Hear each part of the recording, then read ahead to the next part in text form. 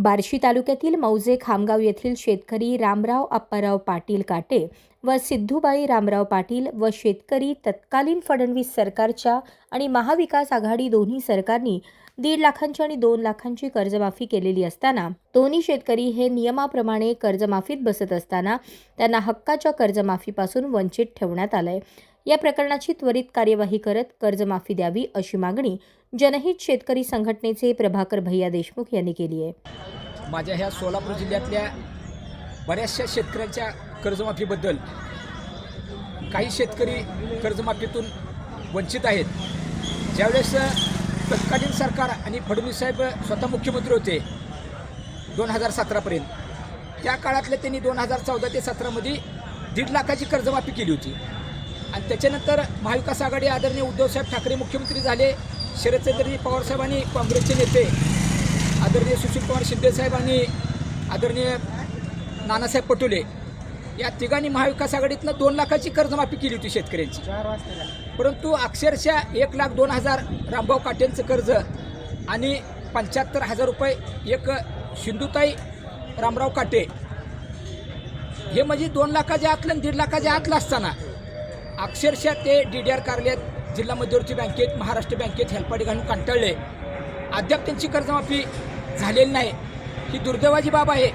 एकीकडे सरकार झाडाला माझा शेतकरी फास घेऊन जीप तोंडातनं बाहेर पडलेली बघतोय आणि ह्या शेतकऱ्यांच्या आत्महत्या होऊ देणार नाहीत असं फडणवीस सरकारच्या काळात मी 2017-16ला सांगितलं। महाविकास आघाडी आल्यानंतर बी आम्ही आत्महत्या होऊ देणार नाहीत म्हणते। परंतु ही वस्तुस्थिती माहीत असताना अक्षरशः हे बेजबाबदारपणे अधिकारी कर्जमाफीत बसत असताना त्यांना कर्जमाफीत घेत नाहीत। आणि ह्या दोघांबरोबर बार्शी तालुक्यातले असो, सोलापूर जिल्ह्यातले अनेक शेतकरी जे अडाणी आहेत, त्याला DDR कार्यालय कुठे माहीत नाही, DCS बँक सोलापूरची कुठे माहीत नाही, जिल्हाधिकारी कार्यालय कुठे माहीत नाही। ह्या शेतकऱ्यांवरती अन्याय होतोय।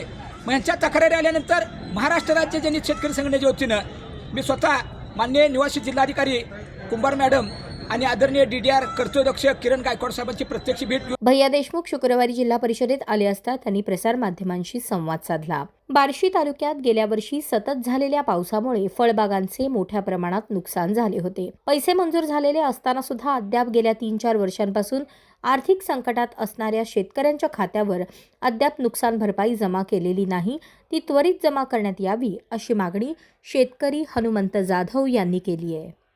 मी हनुमंत शहाजी जाधव, मुक्काम पोस्ट दहिटणे, तालुका बार्शी येथील शेतकरी असून माझी जमीन मौजे सासुरे येथे असून सासुरे हे गाव महसुली याच्यामध्ये वैराग मंडलमध्ये येते।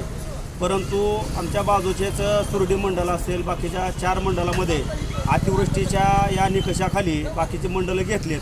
परंतु आमच्या वैराग मंडल जे आहे ते अतिवृष्टीपासून वंचित ठेवलेलं आहे। अधिकाऱ्यांनी चुकीच्या पद्धतीनं माहिती देऊन आमचं वैराग मंडल आणि बाकीच्या 8 मंडले ही जास्तीत जास्त पाऊस पडलेला असतानासुद्धा परंतु यांनी चुकीची माहिती देऊन आम्हाला ह्या निधीपासून वंचित ठेवलेलं आहे।